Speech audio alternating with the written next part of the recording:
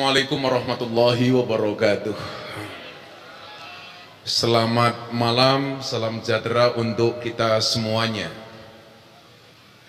Hamdan wa syukranillah, salatu wassalamu ala rasulillah, la hawla wa la quwata illa billah, amma ba'd. Terima kasih kepada teman-teman dari Polda yang memfasilitasi tempat malam hari ini. Terima kasih kepada sahabat-sahabat Kadin yang support acara kita dan seluruh warga masyarakat. Masuknya mana Mas? Medan apa mana? Oh, Tembung. Tembung itu kabupaten mana? Deli Serdang. Deli Serdang. Tapi yang jelas insya Allah hujan malam hari ini tidak mengurangi semangat kita. Yakinlah hujan pergi meninggalkan genangan, Gus Miftah pergi meninggalkan kenangan. Hujan tak pernah tahu saat jatuh ia akan membasahi apa. Akan tetapi air mata selalu tahu setiap tetesnya jatuh untuk siapa. Maka beli bawang keliru merica, insya Allah Gus Miftah datang dengan membawa cinta. Luar biasa. Kawan-kawan begini, kita ngobrol ringan saja di kafe 7 saudara ini. Kayak saya ini sebenarnya orang tua saya kayak 7 turunan. Persoalannya saya keturunan nomor 8. Jadi udah habis kekayaannya. Saya pengen kemudian malam hari ini kita mempunyai semangat kembali untuk mengisi kemerdekaan. Sini Mbak. Ini kopinya pahit apa manis Mbak? Pahit. Kamu tahu kenapa kopinya pahit? Karena manisnya kamu habiskan. Asik. Makasih ya Mbak. Pinter gombal juga. Dan saya Bro Eka kalau dikasih kopi panas langsung saya minum. Kenapa? Jangan pernah kamu sesali kopimu dingin. Kenapa? Karena ketika hangat tidak pernah kau hargai.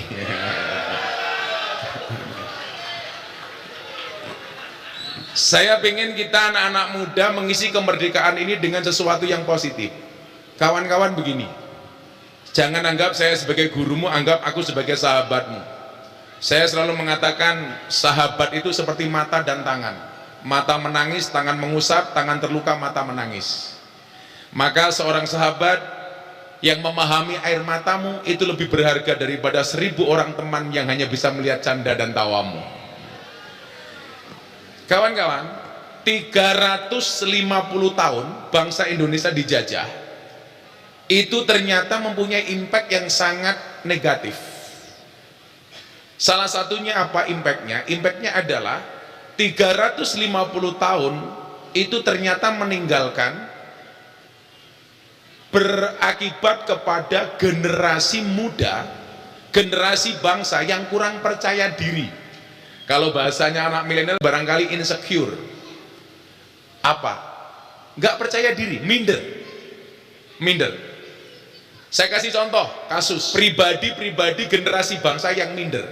Ini saya sampaikan bukan rasis, karena saya seorang yang sangat Pancasilais.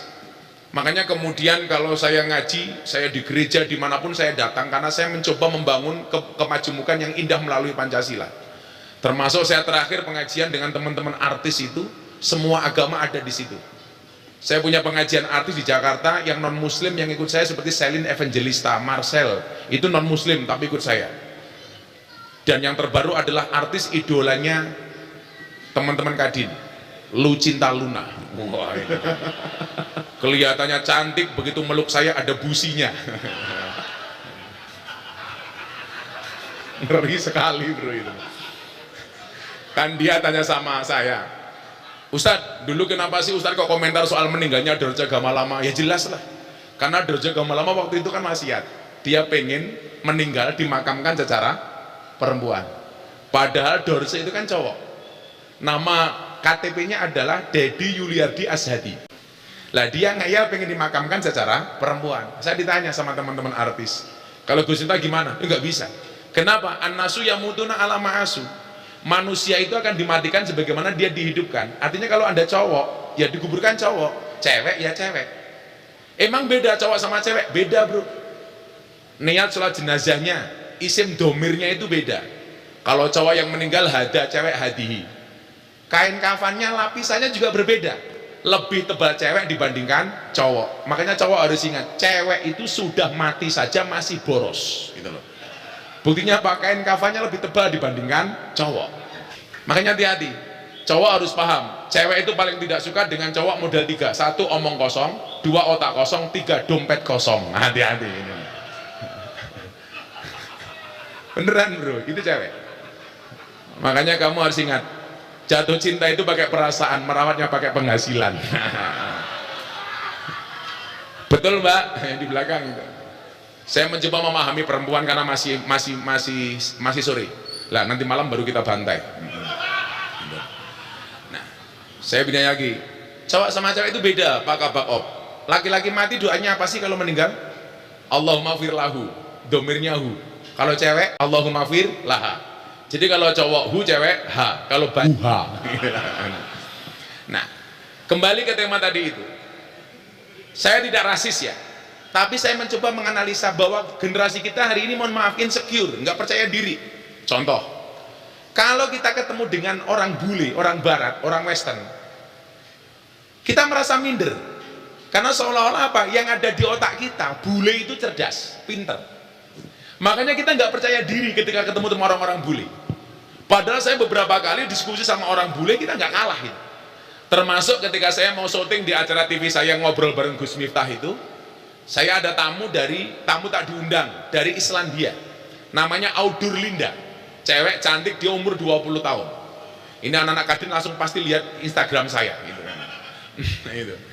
Lah, melihat penampilan saya pakai belangkon, saya pakai sarung. Bule ini tanya sama saya begini, "Who are you?" Anda siapa? Saya bilang, "I am Ustadz." Ternyata dia nggak tahu Ustadz itu apa. What is the meaning of Ustadz? Saya jawab, Ustadz is Muslim teachers. Baru dia ngerti. Kemudian saya tanya, where do you come from? Islandia. My name is Audur Linda. Saya tanya, agama kamu apa? Saya Islam. Before I am Christian and now I am atheist. Sebelumnya saya Kristen, tapi sekarang saya ateis. Saya kaget. Karena saya pernah ditanya sama pendeta Gilbert Lumindong, Gus Miftah pilih mana? Orang ateis atau orang pindah agama? Saya jawab, mendingan pindah agama. Karena kalau orang masih beragama berarti dia masih percaya dengan Tuhan. Tapi kalau ateis, dia nggak percaya dengan Tuhan. Saya tanya, kenapa kamu menjadi ateis? Dia jawab, because God is nothing. Tuhan nggak pernah ada. Religion is fiction. Agama itu hanya fiksi. We are believe in science, not in God. Kita lebih percaya dengan ilmu pengetahuan, tidak percaya dengan Tuhan.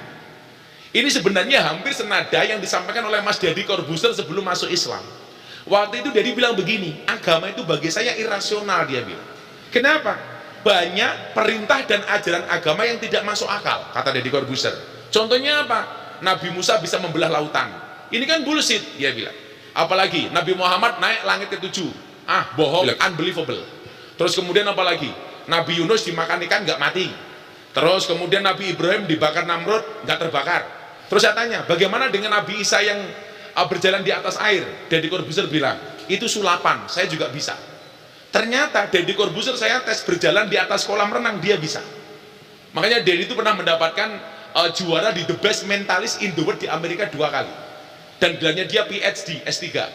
Makanya saya bilang, Deddy Corbuzier itu orang yang mampu menumbuhkan motivasi untuk orang lain, tetapi tidak mampu menumbuhkan rambutnya untuk dirinya sendiri. Nah, akhirnya apa? Ini orang, si Audur Linda ini, saya hanya ingin mengatakan pada Anda bahwa bule itu juga nggak pintar banget gitu loh. Maka kita nggak usah minder. Dia tanya sama saya begini, saya punya satu pertanyaan untuk Uyu tentang Islam, dia bilang. Dia bilang, yang pertama, kenapa sih agama Islam itu banyak aturannya? Nggak semua Islam, nggak hanya Islam. Kenapa semua agama itu banyak aturannya? Coba. Apa-apa kan diatur, Pak. Minuman alkohol haram, nggak boleh. Terus dia bilang lagi, cewek kenapa harus berjilbab? Kenapa harus ditutupi? Bagi dia, orang-orang Islandia ini, cewek itu dipenjara dengan pakaian. Kita dekat nggak boleh, salaman diatur, menyentuhnya nggak boleh. Ternyata si orang bule ini, dan ini anak lahir dari hasil di luar pernikahan. Kalau di Indonesia namanya apa? Kumpul kebo. Makanya kalau di Deli Serdang jangan kumpul kebo, karena kalau punya anak namanya gudel. Gitu loh. Anaknya kebo namanya gudel, Pak. Gitu. Nah, dia bilang, ini terlalu banyak aturan. Jawaban saya apa waktu itu yang pertama? Kenapa agama itu banyak aturannya? Jawabannya adalah karena manusia banyak maunya. Makanya perlu diatur, Pak. Kalau kemudian hidup kita nggak ada aturan, ini kemauan-kemauan nggak akan terbatas gitu. Makanya kemudian apa? Saya bilang, dia mengatakan kenapa perempuan kok di penjara harus menggunakan jilbab, nutup aurat dan lain sebagainya. Saya bilang, Mrs. Audurlinda, you know Queen Elizabeth? Yes, I see, dia bilang. Ratu Elizabeth itu dianggap terhormat. Tidak semua orang bisa mendekat kepada Ratu Elizabeth. Jangankan kok salaman, mendekat nggak bisa. Dan saya bilang, bagi saya perempuan di mata Islam itu lebih terhormat dibandingkan Queen Elizabeth. Makanya mau menyentuhnya itu harus pakai aturan. Dengan cara apa? Pernikahan. Kenapa? Dalam rangka memuliakan perempuan. Maka ingat cowok ya, cewek itu suci seperti sajadah. Kenapa? Karena di atasnya lah laki-laki bisa beribadah.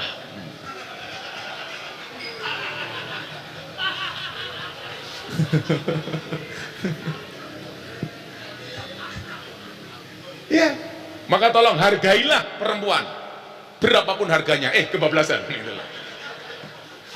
Yang kurang ajar anak saya kan. Saya bilang surga itu terletak di bawah kaki ibu. Anak saya usia 5 tahun tanya, "Abah, kenapa surga terletak di bawah kaki ibu?"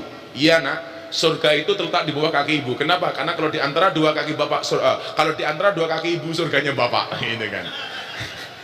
Anak saya bilang, "Pantesan kemarin ibu jalannya pelan-pelan." "Emang kenapa?" "Takut surganya rusak."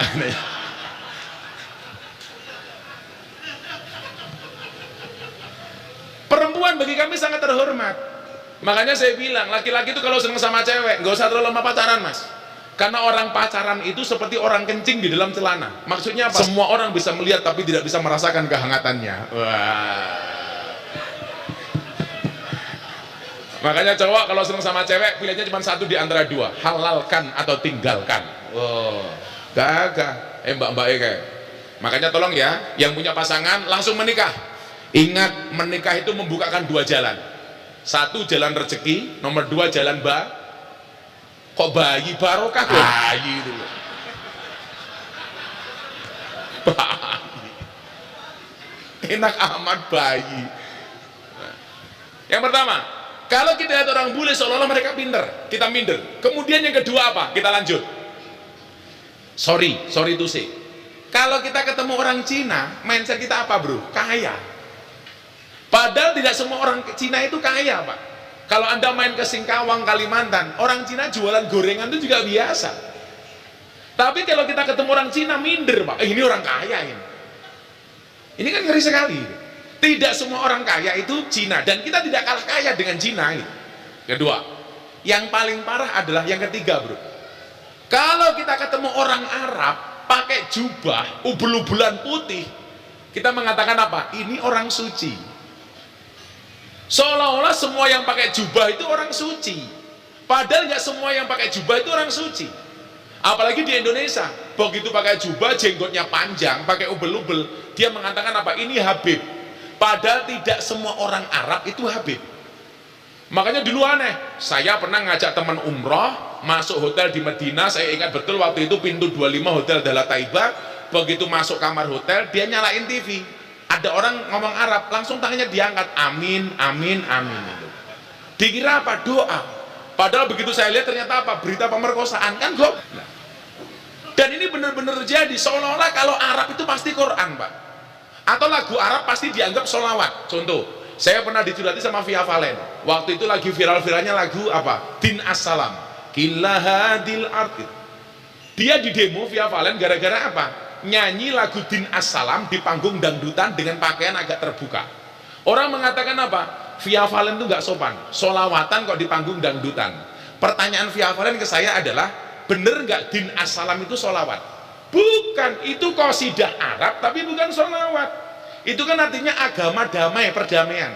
Lah kita kadang-kadang apa? Setiap yang Arab itu dianggap solawat, padahal solawat itu tidak harus berbahasa Arab, dan bahasa Arab belum tentu solawat. Sehingga kemudian apa? Otak kita kalau mengatakan Arab itu pasti suci. Jadi ya mohon maaf, kayak teman-teman band nyanyi din asalam di kamar mandi ya boleh-boleh saja, sambil ngising juga boleh. Duduk sambil nyanyi, itu boleh aja. Iya boleh. Cuma itu doang ya Pak Ustaz? Iya. Gila hadil nggak masalah. Mata fi masa, coba apa? Itu kan bukan sholawat itu. Nah, maksud saya apa? Gara-gara ketemu orang bule, orang barat, kita menganggap dia orang pintar. Ketemu orang Cina, kita menganggap dia kaya. Ketemu orang Arab, kita menganggap dia suci. Maka apa? Ini ada peluang bagi kelompok mereka menjajah kita hari ini. Lah penjajahnya mohon maaf, tidak dalam bentuk fisik, tapi mental. Bangsa ini kemudian dari terjajah kembali dan dengan mentalitas yang seperti itu. Saya mohon maaf ya, saya pikir bangsa-bangsa di dunia hari ini kalau pengen menjajah Indonesia dengan agresi militer, dengan fisik, mereka mikir dan Jumat kemarin saya khutbah di Mabes Angkatan Darat, ketemu Pak Dudung, ketemu Pak Wakasat, Pak Agus. Bagaimana kemudian melihat alutsista kita hari ini yang begitu luar biasa. Mereka nggak bisa menjajah kita dengan fisik agresi militer. Kenapa? Karena mereka mikir dulu zaman penjajahan zaman perjuangan Belanda yang mempunyai kekuatan perang seperti itu kalah dengan semangat orang Indonesia yang bermodalkan bambu runcing. Yang Muslim takbir itu jadi membunuh Belanda, yang Kristiani demikian dan lain sebagainya. Hari ini mereka nggak berani mas menjajah Indonesia dengan agresi militer. Kenapa? Karena biaya perang di Indonesia itu lebih mahal dibandingkan di Ukraina. Coba tank datang dipungut parkir, gitu kan? Masuk toilet bayar 2.000 itu loh. Baru mau istirahat orang jualan gorengan, nah mate itu loh. Ini biaya perangnya tinggi itu loh. Maka kemudian bagaimana cara mereka kembali menjajah Indonesia? Mungkin pertanyaannya begini, kenapa sih kok mereka begitu senang banget intervensi dengan bangsa ini? Kenapa? Mungkin teman-teman Kadin tahulah, ini bangsa kaya bro, dengan sumber daya alamnya yang luar biasa. Kita punya hutan yang merupakan paru-paru dunia. Mana ada hutan lebih hebat dibandingkan Indonesia? Kemudian apa coba? Sumber daya alamnya, baik yang bisa diperbaharui maupun yang tidak. Sawit termahal di dunia, paling banyak di dunia. Walaupun hari ini sawit harganya turun. Tapi ya itu bro, kalau turun mereka teriak-teriak, kalau mahal diem, kalau turun teriak-teriak. Coba, belum lagi kita ngomong batu bara, barang Tuhan bagi rata, gitu kan? Belum lagi ngomong nikel, timah, emas, freeport dan lain sebagainya. Potensi yang ada di Kalimantan dan di Sumatera.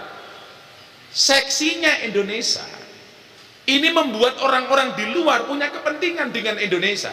Nah, ketika mereka ingin menjajah Indonesia dengan agresi militer, mereka nggak berani. Bagaimana cara mereka menjajah? Menjajah mental kita, mas. Caranya bagaimana? Barat menjajah kita dengan perilaku.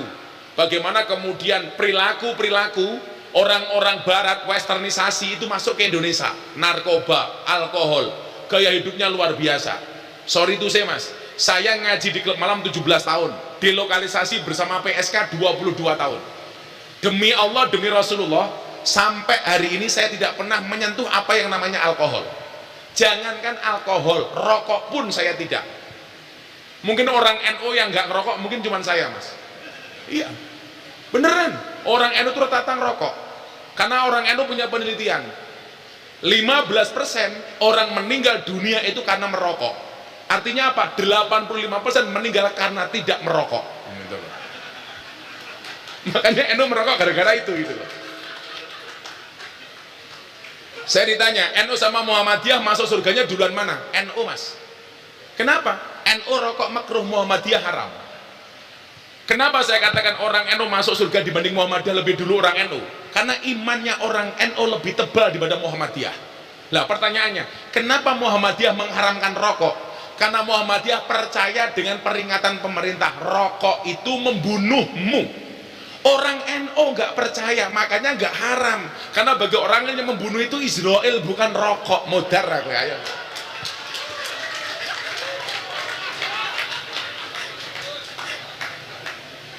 Saya punya kawan dulu wali kota di Jogja pak, dia Muhammadiyah dan tapi ngerokok. Saya tanya, Anda Muhammadiyah kenapa ngerokok? Bukankah Muhammadiyah rokok haram? Sorry Gus, saya memang Muhammadiyah, tapi urusan rokok saya ikut orang NO.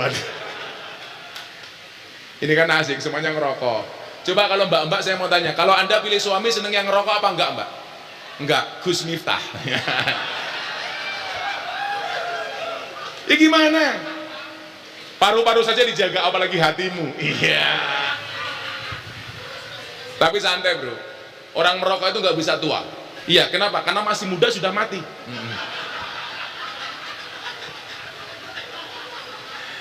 Dan orang merokok itu ditakuti sama anjing, ditakuti sama maling. Kenapa? Karena batuknya nggak pernah berhenti.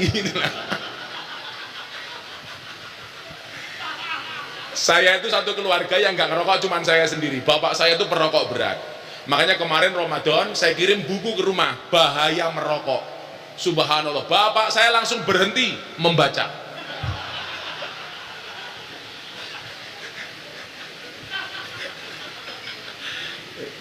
Jadi gaya hidup yang ditawarkan sama bule orang barat untuk menghancurkan kita itu apa? Di masalah perilaku. Seolah-olah kalau minum alkohol itu keren, gitu kan? Seolah-olah kalau konsumsi narkoba itu keren. Dari mana kerennya? Alhamdulillah saya 17 tahun membersamai anak-anak pemabuk. Saya tidak membenci mereka, tapi yang saya benci adalah perbuatannya. Makanya saya masuk. Saya bilang, saya nggak ada urusan dengan kemaksiatanmu. Saya nggak ada urusan dengan mabukmu, dengan nakalmu. Tapi saya punya urusan. Satu, apa? Senakal-nakalmu, semaksiat-maksiatmu, jangan pernah melupakan Tuhan dari dalam hatimu. Makanya walaupun mereka mabuk, saya ajak sholat manut. Ayo kamu sholat. Mereka tanya, Gus, kan orang mabuk itu sholatnya tidak diterima oleh Allah 40 hari. Bagaimana dengan kami? Saya bilang, nggak ada yang salah dengan hadis. Tapi ingat, itu hadisnya orang normal. Sementara kalian abnormal. Lah, kalau nunggu nggak mabuk sholatnya, kapan? Maka tetaplah sholat walaupun kamu mabuk. Maka saya biasa bro, di Jakarta dulu di pinggir-pinggir jalan, teman-teman mabuk saya ajak sholat, saya ngimami, Allahu Akbar, mereka di belakang saya, Allahu Akbar. Itu biasa itu. Lo orang mabuk gimana itu? Ini perilaku yang kemudian dijajahkan oleh orang barat. Bagaimana dengan Cina umpamanya? Mereka menjajah kita dengan cara apa? Ekonomi. Bagaimana kemudian ekonomi di Indonesia mau dikuasai sama Cina? Dengan ekonomi mereka. Dan yang paling parah adalah ketika kita mengatakan orang Arab itu suci, apa penjajahan yang dilakukan mereka kepada kita tentang isme, paham, dan teologi. Nah ini yang paling rentan hari ini. Nah, kemudian kerukunan umat beragama di Indonesia, baik antar agama maupun seagama, itu diosak-atik dengan penjajahan teologi. Padahal mohon maaf, 77 tahun kita merdeka, bangsa ini nggak ada masalah. Bahwa Pancasila sebagai ideologi sudah mampu mempersatukan. Tapi akhir-akhir ini coba kita lihat, atas nama politik agama, orang kembali kemudian membentur-benturkan antar agama. Padahal kita tahu, ini negara bukan negara agama, tapi negara yang punya agama. Ada 6 agama yang diakui oleh undang-undang, Islam, Kristen, Katolik, Hindu, Buddha, Konghucu.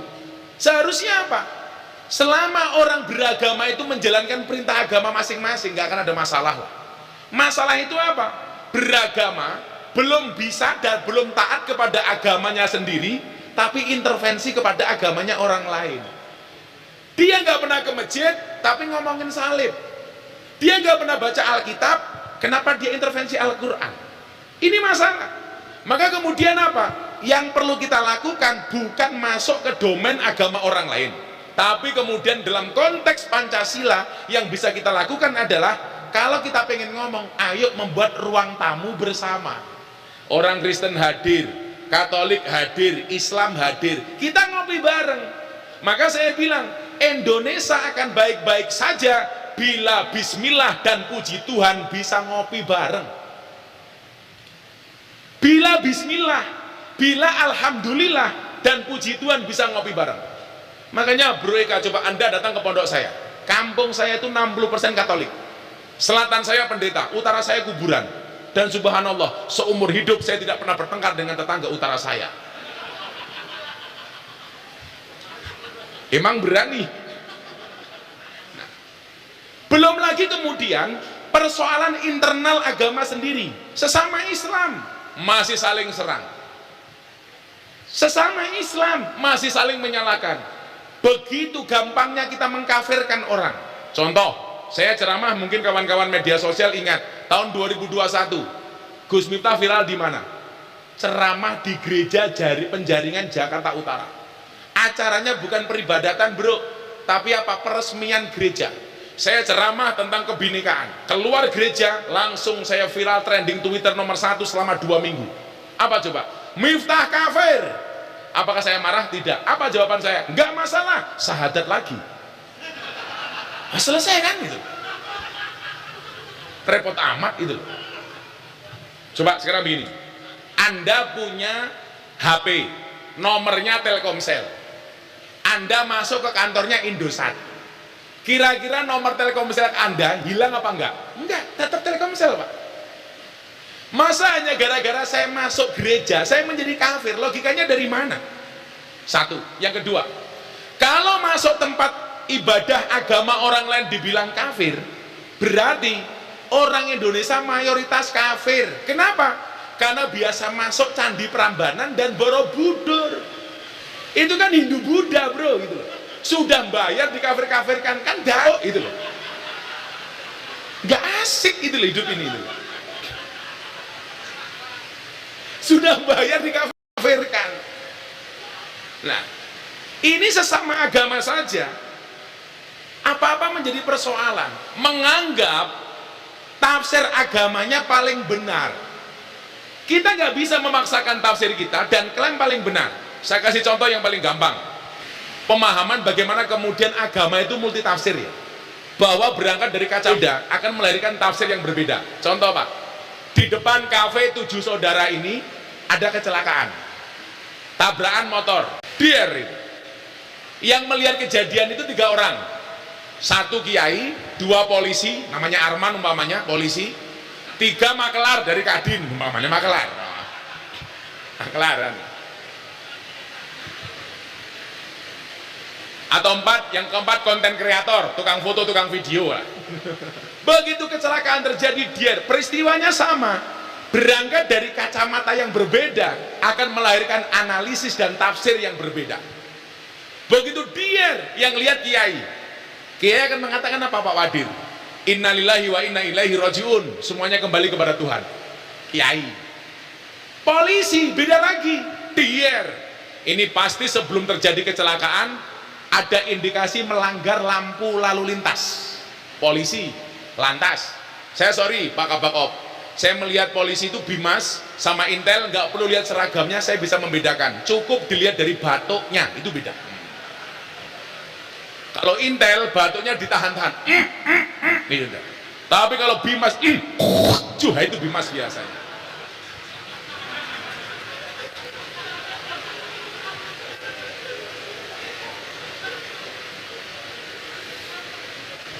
Polisi akan mengatakan ini indikasinya terjadi pelanggaran lampu lalu lintas.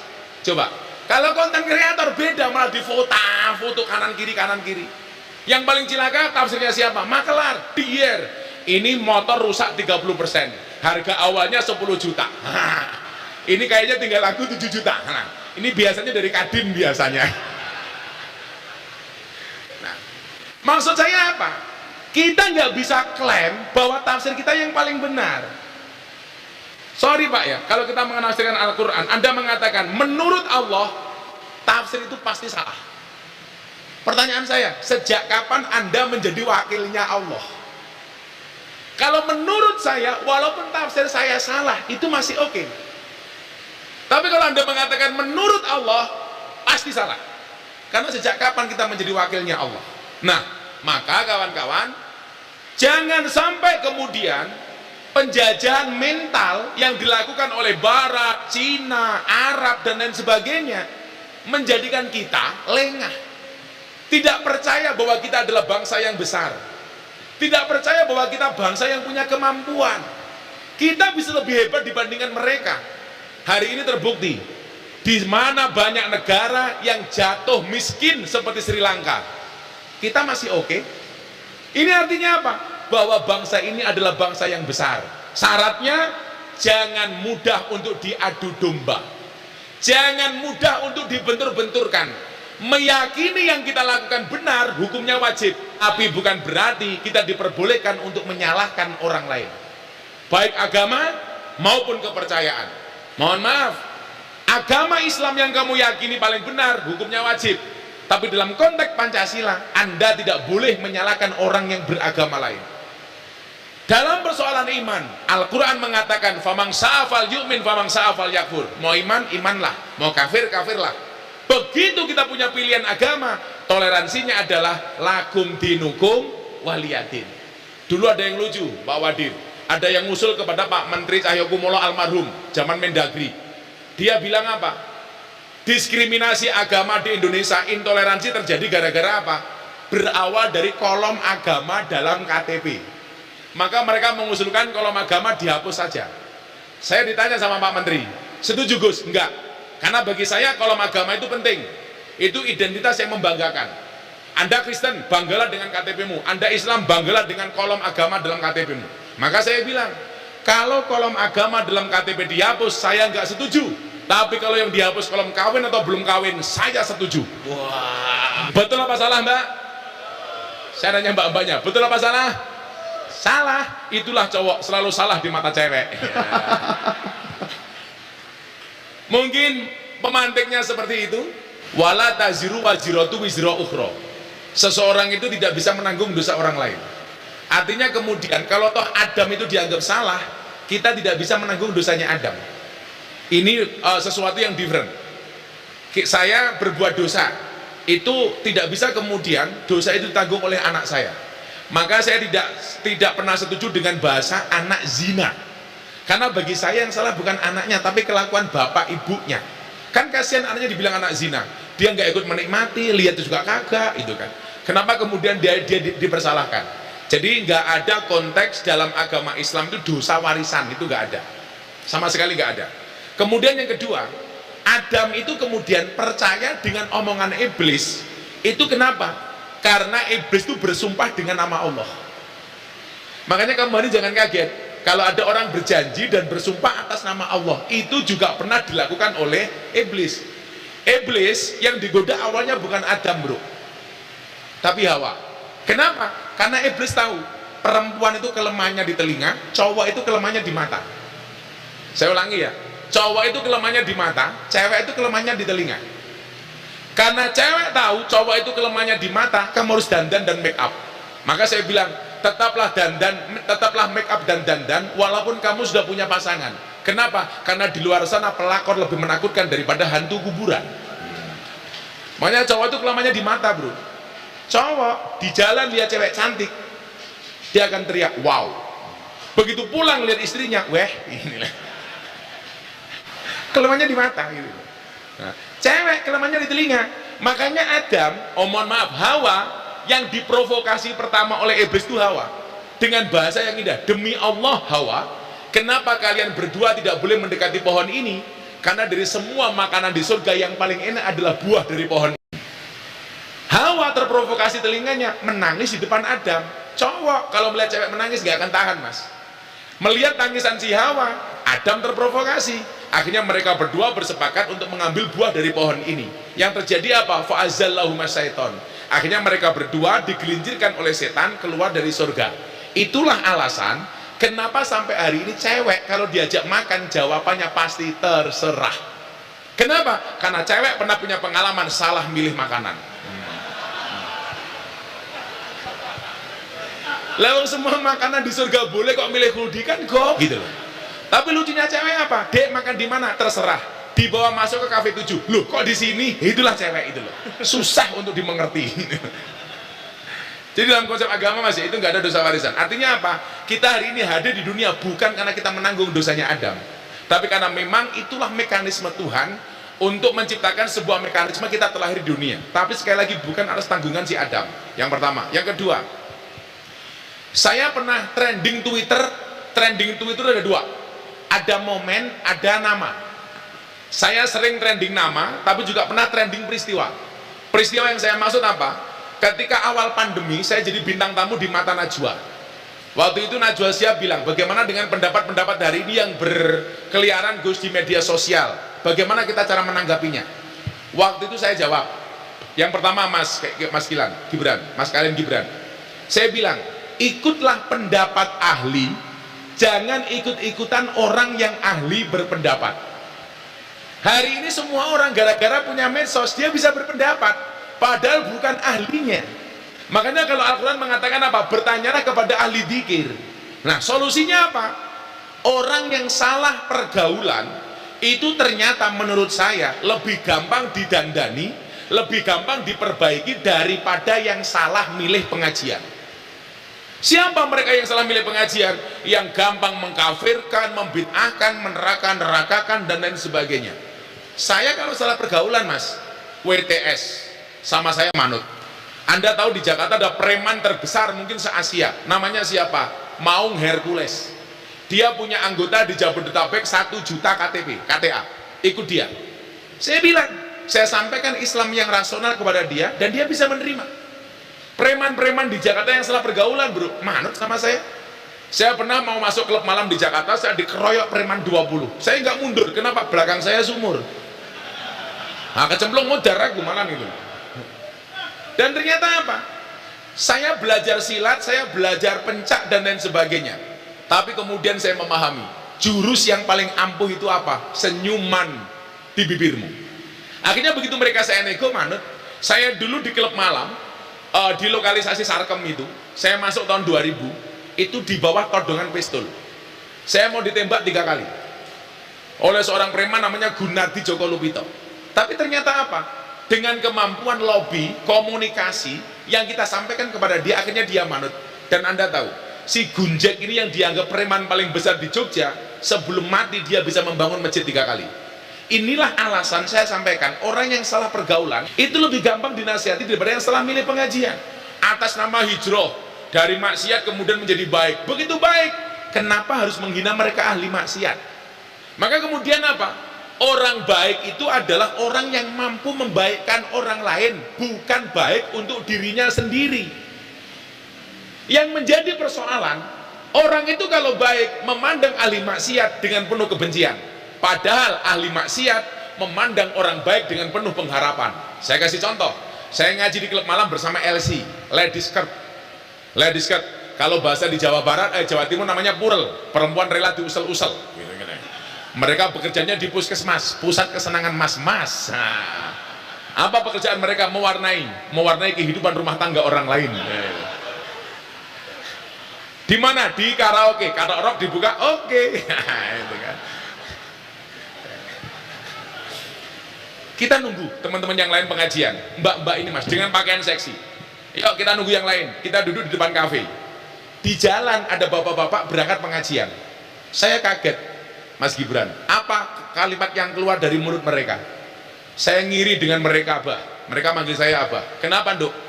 Malam-malam ini mereka datang ke tempat pengajian, sementara kami masih maksiat dan minum-minuman. Ahli maksiat melihat orang baik dengan penuh rasa cinta. Sementara sebaliknya, saya ngajak beberapa kiai pulang pengajian lewat depan klub malam. Lihat mbak-mbak berbaju seksi, berbaju transparan, berbaju seperti itu. Apa kalimat yang keluar dari mulut kiai? Dasar ahli maksiat. Ini yang mengundang murka Allah. Coba Anda bandingkan. Ahli maksiat melihat orang baik dengan penuh cinta dan harap, sementara orang baik melihat ahli maksiat dengan penuh kebencian. Satu lagi, saya dari Bekasi mau pindah ke Cikarang, melewati Kalimalang. Itu kan banyak tempat prostitusi murah-murah. Kaca mobil saya buka, mereka lihat saya. Gus, mampir. Saya datang. Saya kumpulkan ada 100 PSK. Saya kasih ceramah, saya bilang, Anda berapa yang masuk malam ini? 100 kiai. Per malam Anda dapat duit paling sedikit berapa? 200.000. Oke. 100 PSK semuanya saya bayar 200.000. Tapi syaratnya satu. Setelah pengajian kalian pulang gak usah bekerja. Sanggup? Sanggup. Mereka pulang. Saya masuk ke mobil. Ketemu kiai yang jemput saya. Kiainya bilang apa mas? Mubadir Gus.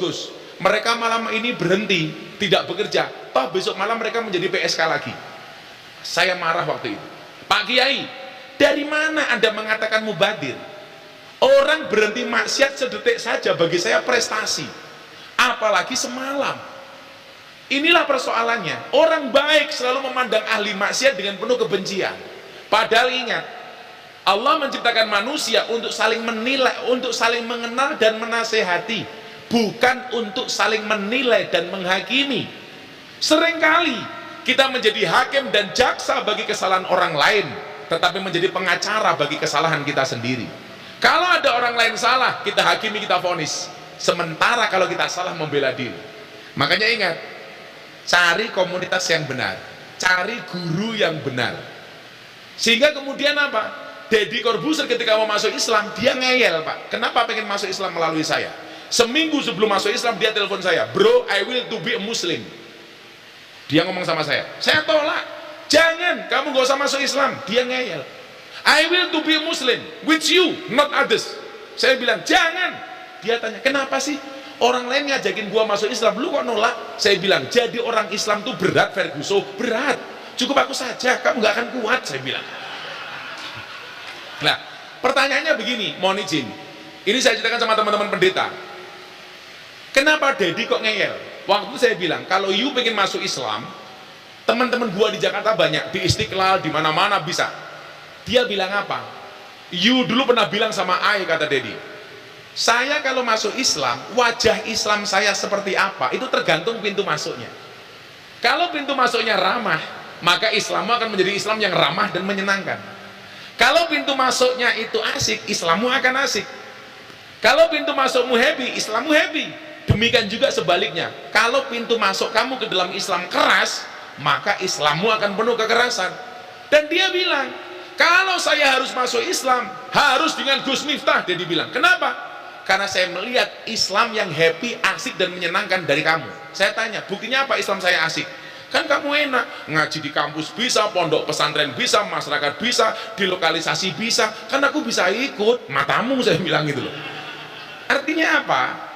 Akhirnya ketika dia masuk Islam, saya berwasiat sama Deddy, "Bro, orang non-Islam itu tidak melihat Quranmu, orang non-Islam tidak membaca hadismu, tetapi orang non-Islam membaca akhlak dan perbuatanmu." Artinya apa? Kalau kamu ingin menampilkan Islam yang asik, caranya adalah jadikan akhlak dan perbuatanmu yang asik, happy dan menyenangkan. Itulah Islam yang saya anut hari ini.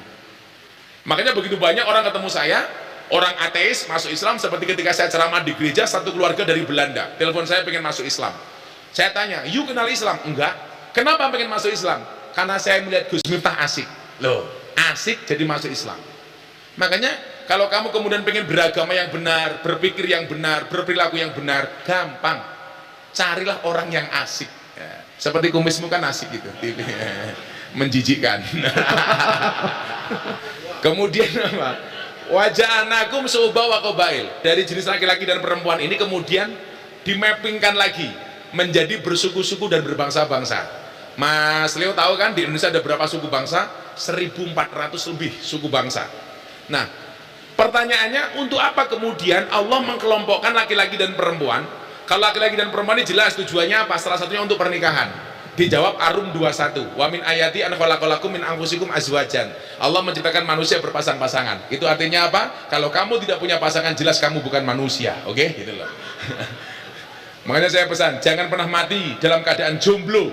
Kenapa? Karena Dajjal itu jomblo. Nah, maka kalau kamu mati dalam keadaan jomblo, saya khawatir jangan-jangan kamu cucunya Dajjal ya. Oh, ini jomblo ini. Masya Allah. Kasihan banget Pak itu. Berakit-rakit ke hulu, berenang-renang ke tepian. Mantanmu sudah ke penghulu, kok kamu masih sendirian? Nah, kasihan amat Pak. Segera menikah Pak. Nyamuk saja ditepuk pakai 12 telapak tangan, masa cintamu bertepuk sebelah tangan? Nah. Sejumlah-jumlahnya Bapak pasti, dengerin Pak, sejumlah-jumlahnya Bapak pasti akan segera berakhir. Amin. Di mana berakhirnya? Kalau tidak di pelaminan, minimal di pemakaman, ya Pak ya. Innalillahi. Nah, tujuannya apa bro? Kelompokkan lagi menjadi bersuku-suku dan berbangsa-bangsa. Ayat itu kemudian menjelaskan apa? Li ta'arofu, saling mengenal. Nah, kemudian kita bedah apa yang dimaksud dengan saling mengenal. Apakah mengenal itu saya hanya kenal Mas Leo, namanya Leo Hendra, Anda mengenal saya namanya Miftah? Enggak. Tapi ternyata li ta'arofu itu pemahamannya adalah saling mengenal antar suku bangsa. Saya tahu kebiasaan orang Batak seperti apa. Oh, orang Batak pakai ulos. Orang Batak tahu Jawa itu Jogja pakai blangkon umpamanya. Oh, orang Jawa bahasanya nyuwun sewu. Oh, orang Batak hurrasbah. Oh, orang Batak itu punya adat seperti ini. Orang Jawa seperti ini. Sehingga kemudian apa? Setiap tindakan yang kita lakukan itu tidak akan menyakiti suku lain. Saya kasih contoh. Dulu ketika IKN, Ibu Kota Nusantara, pindah ke Kalimantan, itu kan ada orang yang kebablasan. Kebablasan ini di mana, Mas Eka? Ketika ada orang mengatakan apa? Kenapa ibu kota dipindah ke Kalimantan, tempat buangan setan demi jin iblis? Maka yang terjadi apa? Orang Kalimantan marah sama dia. Kenapa dia mengatakan seperti itu? Berarti dia tidak li ta'arofu. Artinya apa? Li ta'arofu itu ketika berbicara dalam konteks Pancasila harus memahami the local wisdom masing-masing daerah. You orang Jawa tinggal di Medan, di mana bumi dipijak, di situ langit dijunjung. Sehingga kemudian apa? Kita menghargai kearifan lokal. Jangan kemudian salahkan, kenapa orang Batak pakai ulos, kenapa orang Jawa pakai blangkon. Jelas ini orang yang gagal paham terhadap produk knowledge sebuah budaya. Makanya dulu ketika saya ditanya apa pendapat Gus Miftah tentang ibu kota pindah ke Kalimantan, saya bilang gak ada masalah ibu kota pindah ke Kalimantan, asalkan kamu tidak kembali ke hati mantan. Iya. Kamu tahu kenapa move on itu berat, Pak? Move on itu berat. Kenapa? Karena dari SD sampai perguruan tinggi yang dipelajari hanya menghafal dan mengingat, bukan melupakan. Iya. Nah. Jadi maksudnya apa? You harus paham. Sehingga kemudian apa? Gak ada lagi orang yang menyakiti antar suku. Antar suku, itu yang pertama. Jadi bahwa perbedaan kemudian merupakan sunnatullah yang harus kita syukuri. Berbeda bukan meretakkan, tapi merekatkan. Kita berbeda bukan untuk bersaing, tapi untuk bersanding. Itulah Indonesia. Dari yang kedua apa pertanyaan?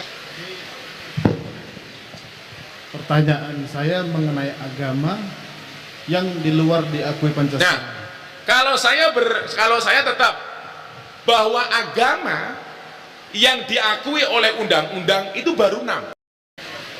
Maka kalau mereka yang di luar 6 ini pengen diakui dan dihormati eksistensinya di negeri ini, ya harus dilegalkan kan. Berarti mereka harus mengajukan itu. Selama belum dilegalisir, ya berarti mereka ilegal. Apalagi persoalan agama, ormas loh harus punya legalitas. Kalau dia pengen diakui sama dengan yang lain, maka agama pun harus demikian. Kalau di Jawa itu ada namanya Darmo Gandul. Saya bilang kalau Darmo Gandul saya nggak tahu, tapi kalau Gandule Mbah Darmo saya tahu. Maka kalau agama belum punya legalitasnya, dia harus mengajukan diri supaya diakui. Lah selama belum diakui, ya jangan minta disamakan dengan yang sudah diakui. Kan beda, bro. Masa belum dilegalisir dia sudah mau macem-macem. Mungkin kira-kira seperti itu. Dulu itu ada PSK pernah mau hadir di acara pengajian bersama yang lain di masjid. Nah, karena orang tahu dia itu PSK, dilabeli PSK, orang-orang yang hadir di majelis nggak nyaman. Ini kenapa sih PSK ikut-ikutan ngaji?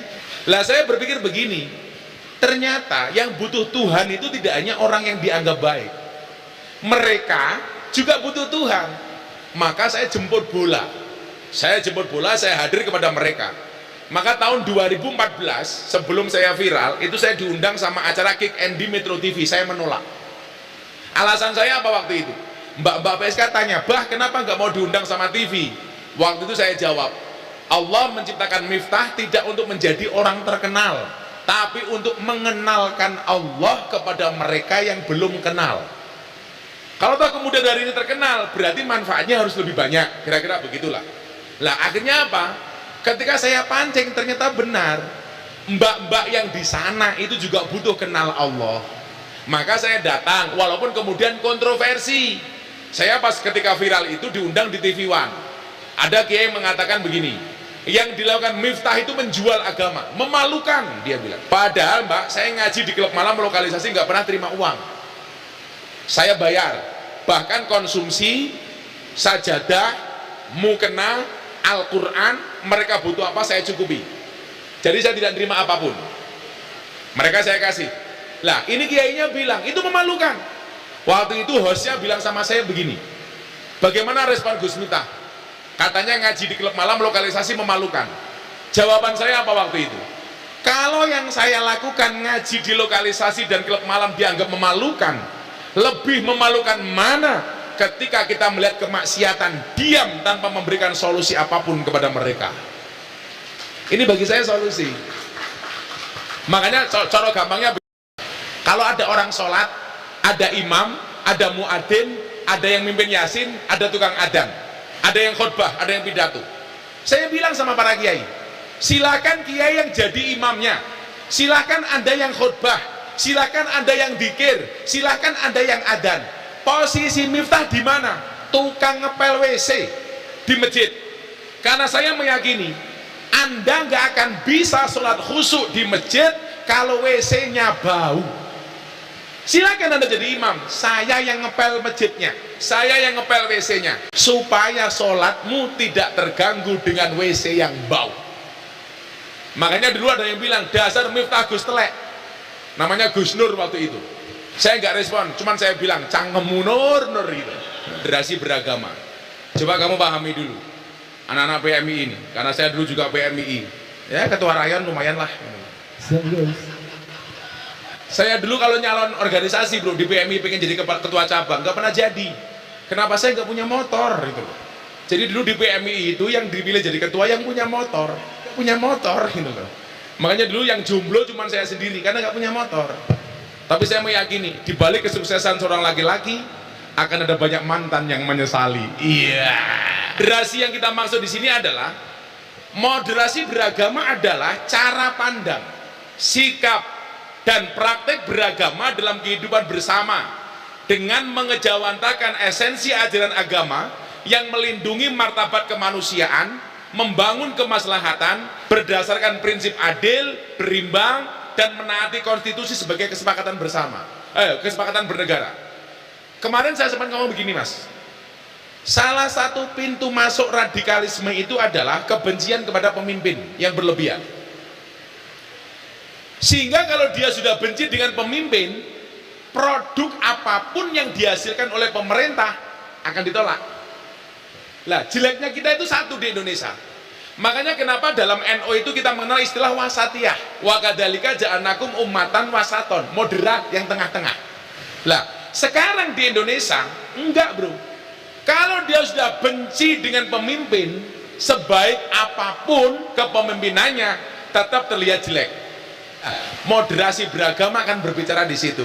Kita menjadi orang yang moderat. Anda salah, kita ingatkan. Benar, kita dukung. Itu yang harus menjadi posisi tawar anak-anak PMII. Sehingga kemudian apa? Kita tidak membabi buta itu. Kalau dalam bahasa agamanya apa mas? At-taqlidul a'ma, ikut yang membabi buta. Ingat, babi itu haram, apalagi babi buta. Babi itu tidak mengandung cacing pita, tapi mengandung anaknya.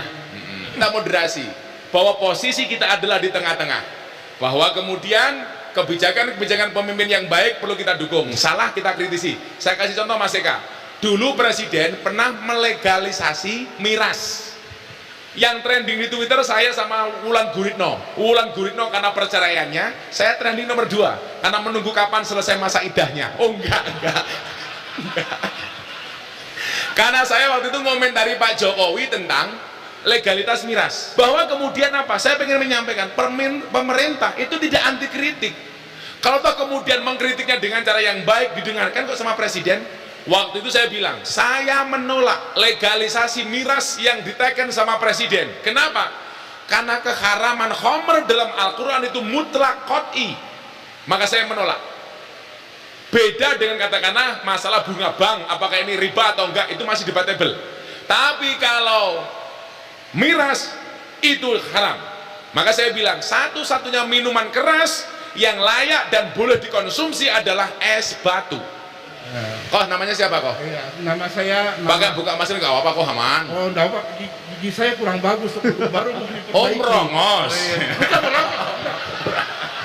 Oh rata.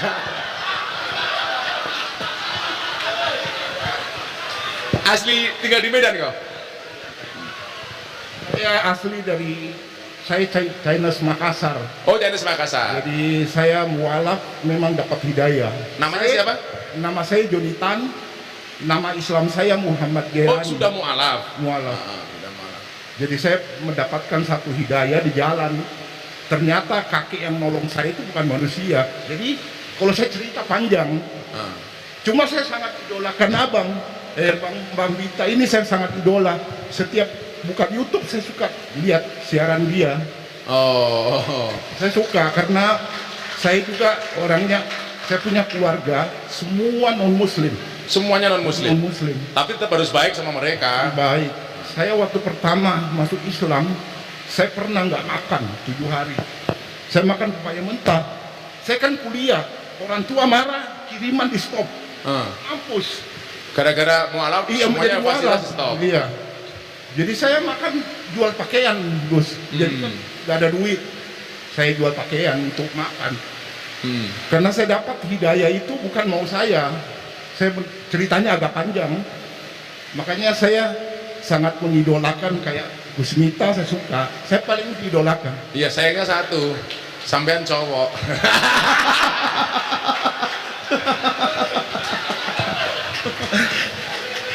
Iya kok. Sekarang usahanya apa kok? Saya usaha ikan laut. Ikan laut. Iya, ikan. Ini Alhamdulillah. kebetulan saya dapat calon istri orang Sumatera Utara. Udah orang- menikah? Mau nikah. Wah. Atau kita nikahkan sekarang? Oh, Iya. Oh, bulan 11. Ah, Ini calon istrinya. iya. Sampean di pelet apa?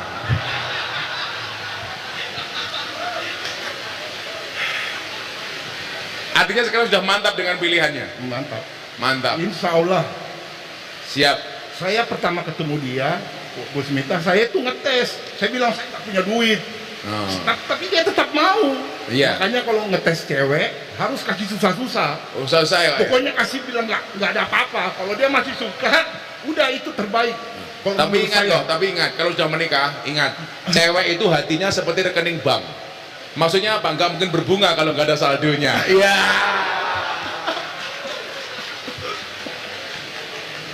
Saya Gus Mita, saya pernah begitu saya dapat hidayah. Aha. Saya itu mau tahu Islam. Saya sampai mau jadi musafir.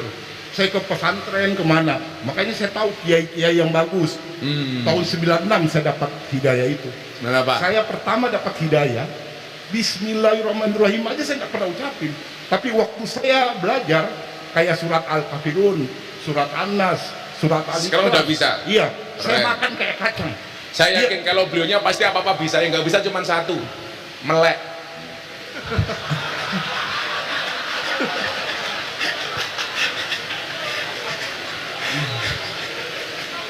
Dan Saya terima kasih kok atas waktunya hadir ke sini. Mbaknya ke sini, foto bareng-bareng nggak apa-apa sama kita yuk. Sini, foto sini. Ya, tepuk tangan tuh mbaknya ini. Makasih ya kok ya. Iya, saya Insya Allah sangat keep kontak. mengidolakan. Kalau ke Jogja mampir kok. Insya Allah. Saya pasti nyari Gus kalau nanti saya ke Jawa. Saya kasih uang beli Al-Quran kok ya. Untuk beli Al-Quran dari saya. Karena saya nggak bisa ngasih Al-Quran, sampean beli Al-Quran sendiri. Tapi uangnya dari saya, harus diterima. Nah, santai aja kok. Kan jarang-jarang Jawa ngasih Cina, jarang-jarang kok.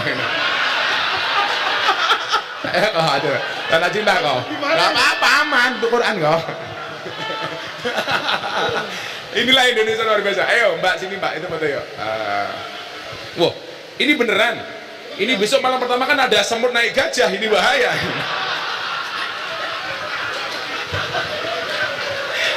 Ayo, Mbaknya tengah kapal sini. Ayo.